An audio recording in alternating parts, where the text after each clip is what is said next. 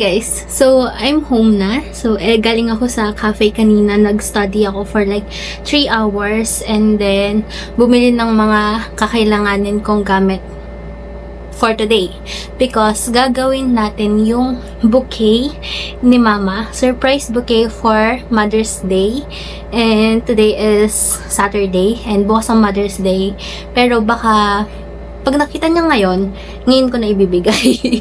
Kasi baka mamayang dinner kami magse-celebrate since every Mother's Day, madaming tao sa labas, punuan yung mga restaurant. So, baka i-advance namin later ng dinner. So, ayun.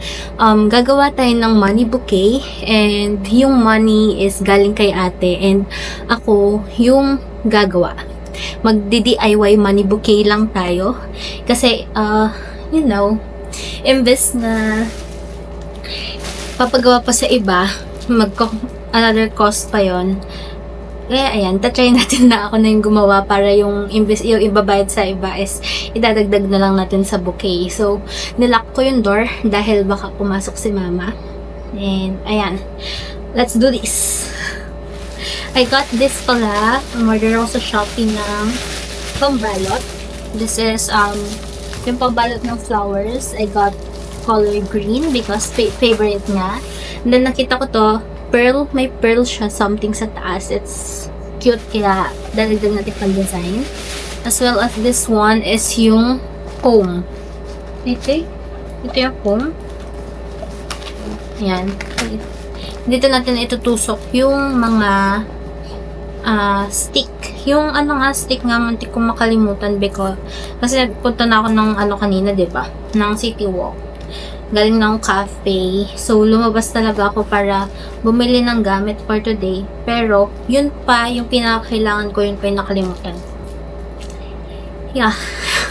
I'll be back later, guys, for an update. Kasi, pag sinuko pa sa inyo is super haba ng video natin. Okay? I'll be back later. Hey guys! So, tada! Ito na yung nagawa ko. And lalagyan ko na lang siya ng ribbon.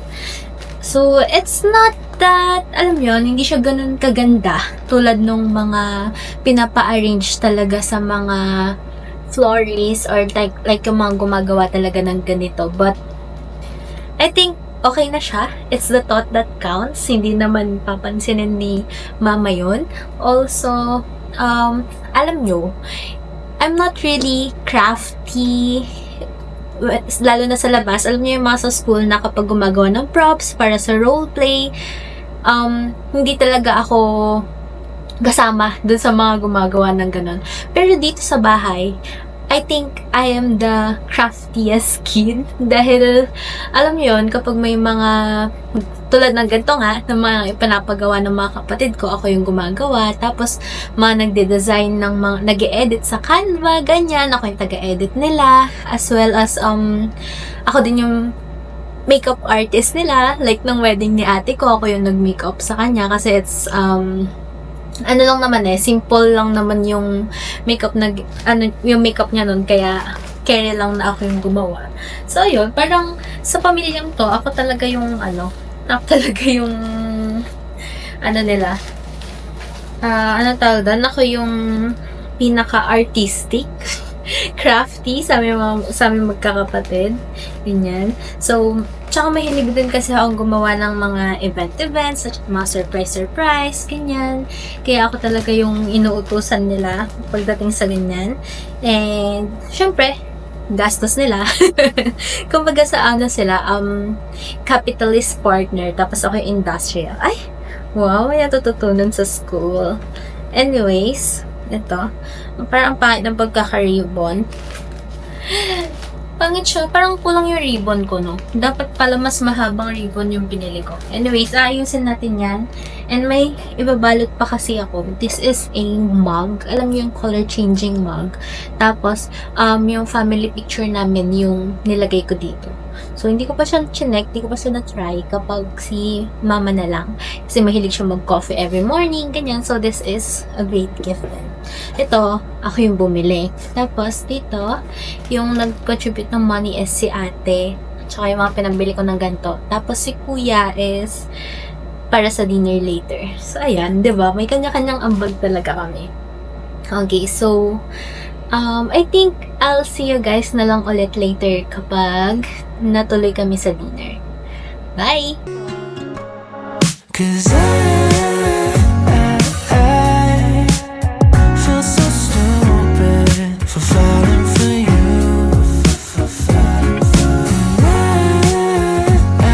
I should've listened to my friends when they told me. Hey guys, so we're here in Cafe Josefina. Hopefully hindi na buha yung yung background music kasi merong live na kumakanta doon. And yeah, dito kami na-decide na dito mag-dinner for Mother's Day celebration. Mamshi. Hi. Very pretty ang ating mother. Ayun, buhok mo. Buti na naman.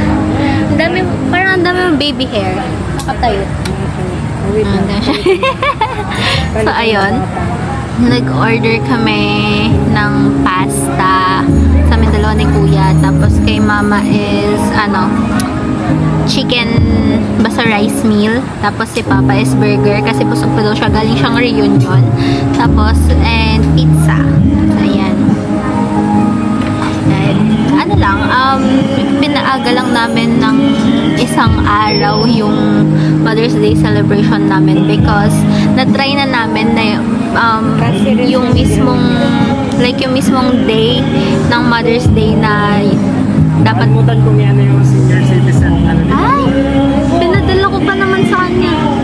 So, ayun, na-try namin yung mismong day ng Mother's Day or Mother's Day ba yun or like Father's Day na lumabas kami tapos wala kaming mahanap na restaurant na merong available table. Kaya, ayun. Kaya, in advance namin siya ngayon. Let's wait for our order na lang. They said you're nothing but a one-night stand. Trip to Candyland. If you get too close, then you might understand.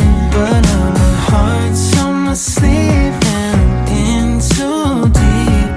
But you're not thinking twice about me. I wrote a message in my notes that I'm never gonna send to you, saying how I feel if you only knew.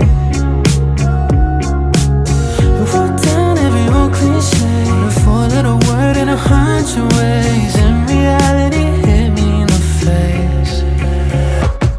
'Cause I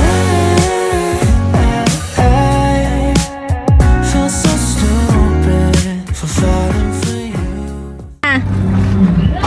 Yes. Wow!